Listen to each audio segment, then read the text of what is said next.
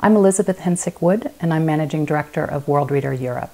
Worldreader is a social enterprise dedicated to promoting literacy across the developing world by providing access to digital books and reading materials.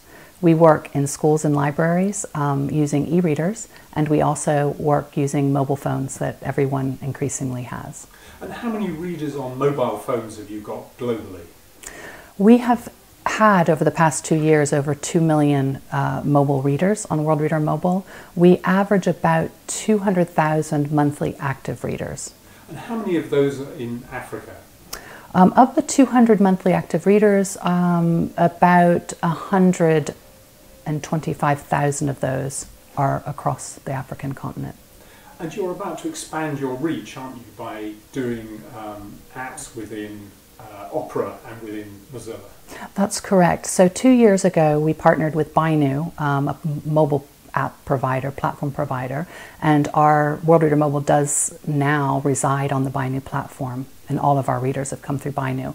To increase our reach, we're now partnering with other platforms like Opera Mini and Firefox to build apps for those platforms as well. And at the moment, the books rest on the cloud, don't they? So the users have to pay data charges in order and be online in order to read the books. That's true. There is a small cost, even though the application itself is free to download and the books, by and large, are free. We have over 15,000 titles now, 10,000 which are free of charge to the end user. However, you do need to have data services and data connection to access the books because they all are in the cloud. Because of the Bainu technology, and which it offers extreme data compression, it's very cheap to read on Worldreader Mobile. It's estimated, depending on the data costs, which vary by country, it's approximately 2 cents for 1,000 pages. And what sort of titles, sort of African particularly titles, have you got on the platform? We partner with publishers all across Africa and with authors directly to offer a wide range of fiction, non-fiction, and educational materials. We have some very prominent African authors providing stories and books to Worldreader.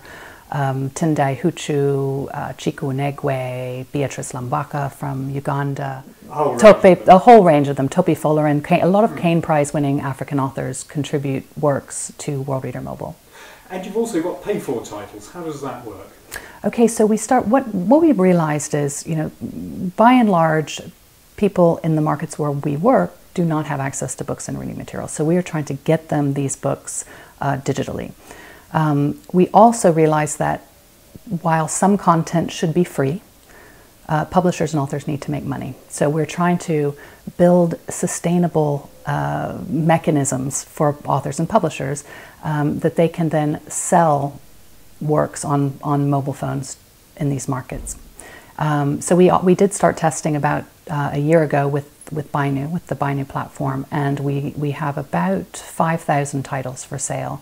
We sell about 4,000 to 5,000 books a year. They're very affordable. Our average price for a book on Worldreader Mobile is 50 cents. So we're all about free and affordable access to books. And that number of books is the beginning, isn't it? Not the end. This is the beginning of a process. Absolutely. We will acquire another 10,000 titles this year. Our goal is to have 50,000 titles in our library in the next 3 years, at the end of the next 3 years. And what do you know about your readers? Well, we did a large research project with Nokia and UNESCO last year, and it was fascinating, where we really got to learn a great deal about our readers. We know that primarily Worldreader Mobile users are male. However, most of the reading is done by women. We found out that they are young, which we suspected, but 70% of our users are under the age of 24. We found out that a large percentage of our users are teachers and parents who are already using their mobile phones to read to young children in their lives, which shows a big opportunity. At first glance, you think, well, you can't really impact children with mobile phones because they don't have them. But then now we see that you actually can through parents, teachers, and caregivers. And why do people read on their mobile phones? Okay, we also discovered in this research, which is called Reading in the Mobile Era. It's a report that's free on the internet, and there's a ton of great information there. The primary reason people read on mobiles is convenience. People have their mobile phone with it. It's the same reason why we read on mobile phones. You know, it's convenient. You always have your mobile with you. But then the second most important reason people in the developing world are reading on mobiles because it's affordable. Not only is there a lack of availability of books, but books often are very expensive in the markets where we work. For instance, in Zimbabwe. Zimbabwe has a very high literacy rate, and it has one of the most developed, I think, cultures of reading in the sub-Saharan Africa continent.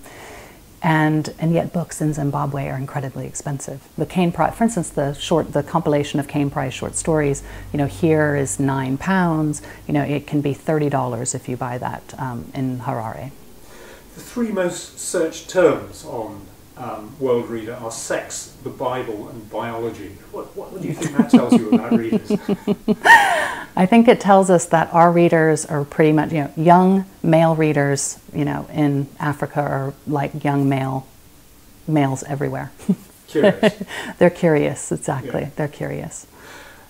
I've been working in Africa for 15 years, and people will tell me again and again that Africans don't read, but this seems to provide a different kind of evidence. What do you think is going on here? You know, I do think that Africa traditionally had and has, you know, very strong oral culture, but it's kind of chicken and egg. You know, there's a lack of access to books and reading materials, so it's difficult to really build a reading culture without books and reading materials.